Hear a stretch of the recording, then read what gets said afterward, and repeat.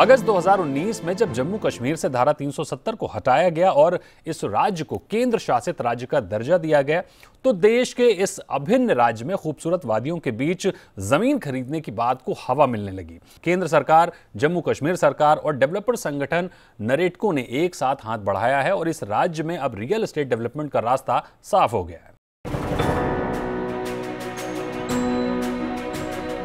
केंद्रीय आवास मंत्रालय, जम्मू कश्मीर सरकार और रियल एस्टेट डेवलपर संगठन नरेटको ने जम्मू कश्मीर में रियल एस्टेट डेवलपमेंट का रास्ता खोलने की कोशिश की है।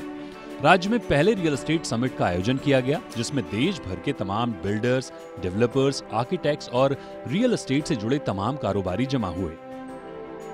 राज्य में कारोबारियों को आकर्षित करने के लिए रियल एस्टेट समिट का आगाज हुआ और इस आयोजन में रेरा पोर्टल, ग्रुप हाउसिंग के लिए portal, model tenancy act, affordable rental housing complexes को लॉन्च किया गया।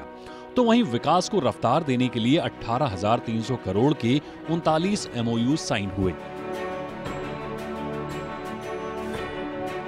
इस दौरान जम्मू कश्मीर के उपराज्यपाल मनोज सिन्हा ने रियल एस्टेट डेवलपर्स को बेहतर सहयोग समेत स्टैंप ड्यूटी में छूट और ईज ऑफ डूइंग बिजनेस के लिए आश्वासन दिया। जिस तरह की सुविधाएं हमने इंडस्ट्री को दी हैं, रियल इस्टेट को भी स्टैंप ड्यूटी में पूरी तरह से देश के किसी राज्य में जो सुविधा है वो हम उपलब्ध कराएंगे। तो आप यकीन करिए, देश के किसी हिस्से से बेहतर सिंगल विंडो क्लियरेंस आप लोगों को मिलेगा, ये हम सुनिश्चित करेंगे। देश के बाकी राज्यों के मुकाबले जम्मू कश्मीर रियल एस्टेट और दूसरे कारोबारों में निवेश को लेकर काफी पीछे रहा है, लेकिन अब हालात बदलते नजर आ रहे हैं। रियल एस्टेट के साथ ही इस सेक्टर से जुड़ी तमाम इंडस्ट्री का रुख भी जम्मू कश्मीर की ओर होगा।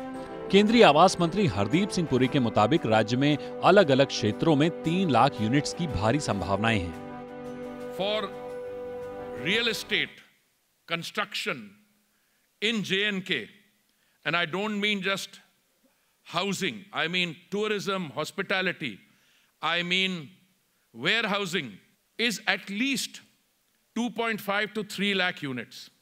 It seems to me odd that you have the land, you have the ready demand, and yet that demand should not have been met. Jammu Kashmir real estate summit में मौजूद ज्यादातर डेवलपर्स ने इसके सफल होने का श्रेय केंद्रीय आवास सचिव दुर्गा शंकर मिश्रा को दिया। तो वहीं दुर्गा शंकर मिश्रा ने जम्मू कश्मीर सरकार से स्पेशल सेल बनाने का आग्रह किया ताकि राज्य में रियल एस्टेट डेवलपमेंट को सहूलियत मिले। देश में एम्प्लॉयमेंट में देखा जाए तो नंबर 2 रियल एस्टेट सेक्टर है। इन्वेस्टमेंट को देखा जाए, हमारा जीडीपी में देखा जाए, यह भी बिल्कुल टॉप में आता है। रियल एस्टेट सेक्टर से इतनी सारी चीजें एक साथ, बहुत सारी चीजें खुल जाती हैं, नए नए अवसर पैदा होते हैं। मैंने सर से भी निवेदन किया और मुख्य सचिव साहब से भी मैंने कहा कि तुरंत एक सेल क्रिएट कर देना चाहिए और वो सेल फैसिलिटेट करेगा, चाहे वो रेवेन्यू से काम हो, इंडस्ट्री से काम हो, रजिस्ट्रेशन से काम हो, जिस किसी डिपार्टमेंट से काम हो, सबको फैसिलिटेट करेगा इंश्योर करने के लिए। और सर ने मुझे कहा कि ये तुरंत एक सीनियर IAS ऑफिसर के उसमें अध्यक्षता में ये तुरंत सेल क्रिएट किया जाएगा और उसका लगातार उस पर रिव्यू होगा। Jammu Kashmir real estate summit में देश भर से भारी संख्या में डेवलपर्स और रियल्टी सेक्टर से जुड़े कारोबारियों ने शिरकत की। नरेटको ने सरकार से राज्य में कारोबार को आसान और फायदेमंद बनाने को लेकर माहौल तैयार करने की मांग की, साथ ही मौजूदा चुनौतियों को लेकर मंथन भी किया। राज्य में रियल एस्टेट को बढ़ावा देने के लिए सरकार की मजबूत इच्छा शक्ति से डेवलपर्स में सकारात्मक माहौल नजर आया। कोई भी नई जगह पर जहां ज़्यादा इन्वेस्टमेंट नहीं है तो हमें कोई इंसेंटिवाइज करने की आवश्यकता होती है। तो हमने एक डिमांड रखा कि आप स्टैंप ड्यूटी के जैसे महाराष्ट्र सरकार ने की थी वैसे ही आप करें, तो वो अप्रूव हो गया है। लेफ्टिनेंट गवर्नर साहब और हरदीप पुरी साहब ने अनाउंस कर दिया कि हम ये माहौल बनाने के लिए हम स्टैंप ड्यूटी की एक कटौती जरूर करेंगे।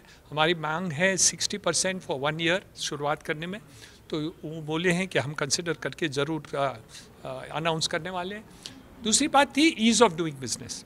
तो ये हमें खुशी हुई कि सरकार ने एक कमिटमेंट दिया है कि हम ईज़ ऑफ बिजनेस करेंगे। आप एक सिंगल विंडो नहीं, एक टेबल ही रखेंगे कि आपको ज़्यादा जगह जाने की आवश्यकता नहीं होगी और ज़्यादातर हम ऑनलाइन भी कर लेंगे। इस आयोजन में तमाम कॉरपोरेट डेवलपर्स भी मौजूद रहे। टाटा हाउसिंग के MD and CEO Sanjay Dutt का मानना है कि बेहतर कारोबारी माहौल के लिए डेवलपर्स को आसानी से जमीन उपलब्ध हो।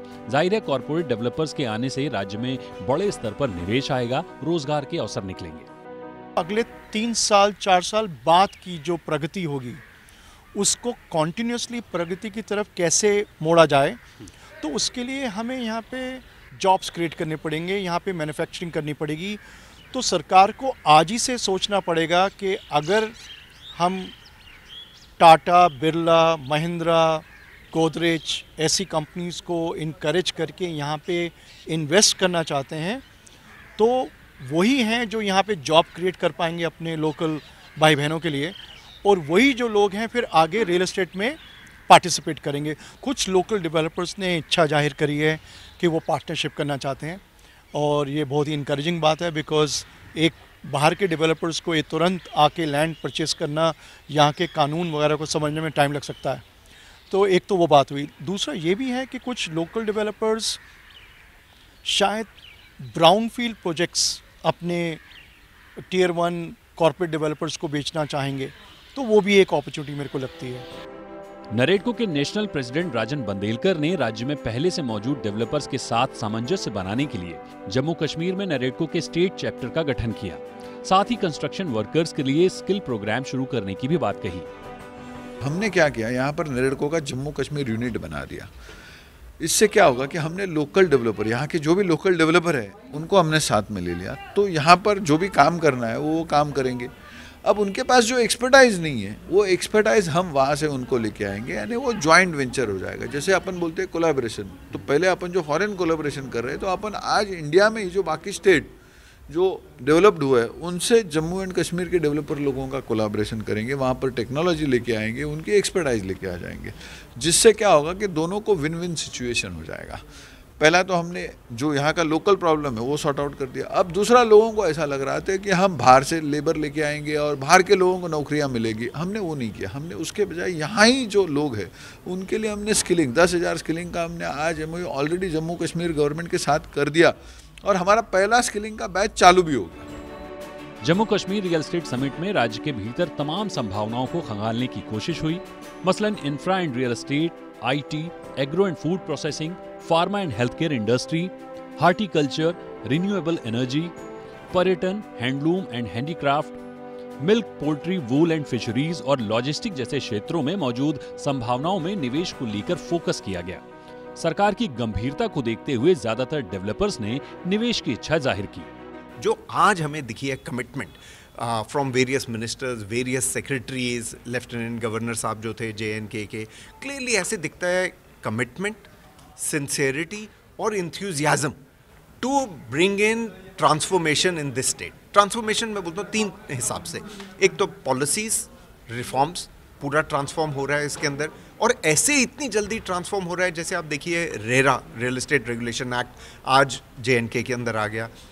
मॉडल टेनेंसी एक्ट बड़ी बड़ी स्टेट्स ने अभी तक नहीं अडॉप्ट किया, JNK ने अडॉप्ट कर लिया। तो बहुत प्रोग्रेसिव पॉलिसीज़ दिख रही हैं, बहुत जल्दी जल्दी दिख रही हैं कि रिफॉर्म्स इसके अंदर हो रहे हैं। सेकंड, इसके अंदर अपॉर्चुनिटी जो है वो बहुत बड़ी दिखी है। मैं बहुत ज़्यादा एक्साइटेड हूँ, एंड आई थिंक इसके बहुत ज़बरदस्त अपॉर्चुनिटी है इस टाइम पे रियल एस्टेट डेवलपमेंट की JNK के अंदर। जम्मू कश्मीर के पहले रियल एस्टेट समिट में कारोबारियों का सकारात्मक रुझान देखते हुए उपराज्यपाल ने इसी साल कश्मीर में भी एक और रियल एस्टेट समिट का ऐलान कर दिया। मैं आज घोषित करता हूं कि 21-22 मई को श्रीनगर में रियल एस्टेट कॉन्फ्रेंस फिर से हम करेंगे।